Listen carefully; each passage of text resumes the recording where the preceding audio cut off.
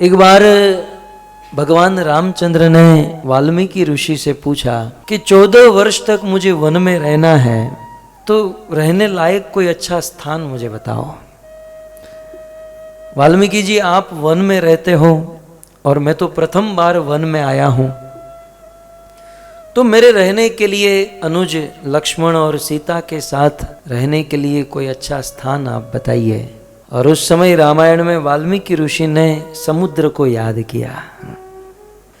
जिनके श्रवण समुद्र समाना,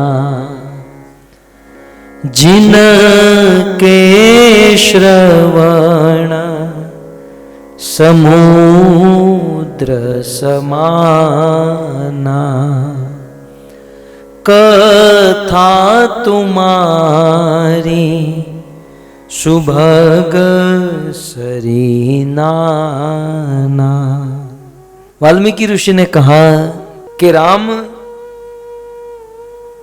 सो जिनके श्रवण समुद्र समाना, कथा तुम्हारी सुभग सरी नाना। वाल्मीकि ऋषि कहते हैं कि राम, आपको रहने के लिए सबसे उत्तम स्थान वो है कि जिनके श्रवण, श्रवण अर्थात कान, प्रभु जिनके कान समुद्र के समान विशाल हो, आप उन्हीं के घर पर या उन्हीं के हृदय में रहिए। तब हमारे कान तो बहुत छोटे हैं, इतने से हैं, समुद्र तो बहुत बड़ा है। तब वाल्मीकि ऋषि कहते हैं कि मैं यहां साइज की बात नहीं कर रहा हूं, साइज में नहीं, गुणों की दृष्टि से जिनके कर्ण कान समुद्र के समान है, उनके घर पर, उनके हृदय में भगवान रहते हैं। सो समुद्र का गुण क्या है? कहते हैं जैसे अनेकों युगों से, अनेक काल से अनेकों नदियां समुद्र में प्रवेश करती हैं, ठीक उसी प्रकार जो अपने कानों में कथा रूपी नदी को प्रवेश कराए, उनके घर पर भगवान रहते हैं, उनके हृदय में भगवान रहते हैं। श्रीमद् भागवत कथा, भगवत गीता, राम कथा, ये सब नदी के समान है। और जैसे इसीलिए कहा जाता है कथा नित्य नवीन होती है, कि कथा जो है ना नदी के समान है, कथा नित्य नवीन है। मैं अनेकों वर्षों से, 15 साल से कथा गा रहा हूँ, लेकिन जब जब कथा बोलता हूँ कुछ नया अनुभव, नई अनुभूति होती है।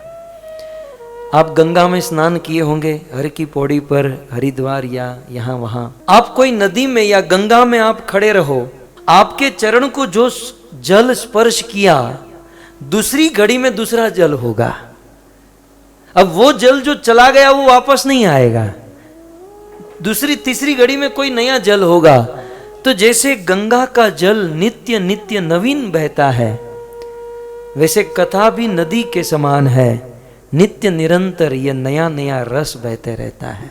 सो कथा रूपी नदी को जो अपने कर्ण से प्रवेश कराता है, भगवान उनके हृदय में या उनके घर पर रहते हैं।